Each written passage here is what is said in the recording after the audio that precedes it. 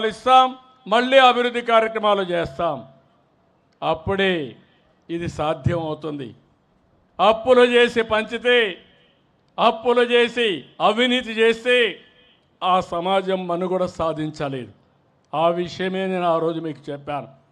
మీరు నమ్మారు. ఎవరిని పెడితే వాళ్ళందరినీ గెలిపించారు.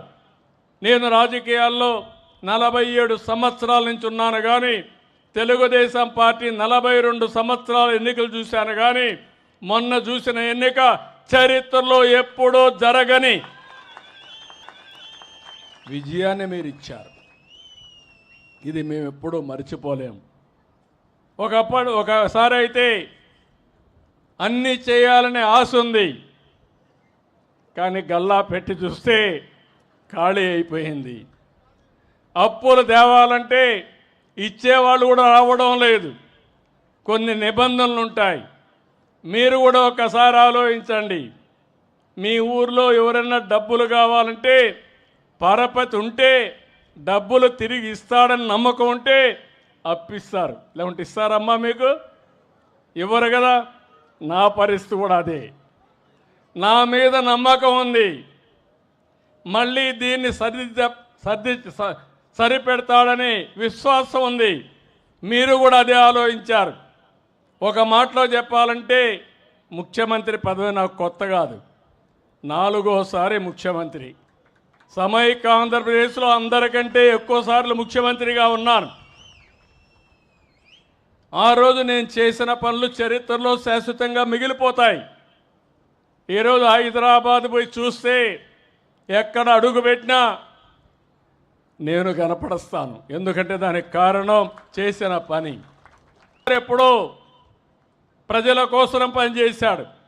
200 సంవత్సరాల తర్వాత ఆయన గొప్పతనాన్ని మనం చెప్పుకుంటున్నాం. నేను కూడా అదే కోరిక ఉన్నా. నాకే ఆశలు కానీ ఆలోచనలు కానీ లేవు. మీ ప్రేమ కావాలి. మీరు గుర్తుపెట్టుకుంటే అదే చాలనుకొని మీకోసం రాత్రింబగళ్ళు పనిచేస్తున్నాను తప్ప ఇంకోటి కాదు. ఈరోజు అందుకనే మీరు చూస్తే దేశంలో ఎక్కడా ఇవ్వని విధంగా సంక్షేమ కార్యక్రమాలకు నాంది పలికాను. నేను సూపర్ 6 చెప్పాను. అన్నిటికీ ఒక్కొక్కటే ఇచ్చుకుంటూ ముందుకు పోతున్నాం. నేను అడుగుతున్నా మిమ్మల్ని అందరినీ, దేశంలో ఎక్కడా ఇవ్వని విధంగా పింఛన్లు 64 లక్షల మందికి 33,000 కోట్ల రూపాయలు పేదవాళ్ళకి ఇచ్చే ఏకైక ప్రభుత్వం ఈ ప్రభుత్వం. 4,000 మన తర్వాత ఇచ్చేది తెలంగాణలో 2,600 లేకుంటే 2,006 రూపాయలు. అట్లా 4,000 ఇస్తున్నాం. 6,000 దివ్యాంగులకు ఇస్తున్నాం. కిడ్నీ పేషెంట్లు ఉంటే 10,000 ఇస్తున్నాం. మంచానికే పరిమితం అయితే మానవతా దృక్పథంతో 15,000 ఇస్తున్నాం. నేను ఒకటే ఆలోచించా, కష్టాల్లో ఉండేవాళ్ళని ఆదుకోవడం బాధ్యతగా నేను ఆలోచించా. నేను ఎన్నోసార్లు మీకు ఒక మాట చెప్పాను, మీ ఇంటికి ఒక పెద్ద దిక్కుగా ఉంటా, పెద్ద కొడుకుగా ఉంటానని చెప్పి మాట నిలబెట్టుకుంటున్నాను. అదే సమయంలో అన్నా క్యాంటీన్లు పెట్టాం. ఎవరికైనా ఆకలి అయితే అన్నా క్యాంటీన్ పోయి భోంచేసే పరిస్థితి వస్తుంది. తొందరలో మీ గ్రామంలో కూడా అన్నా క్యాంటీన్ తప్పకుండా వస్తుంది.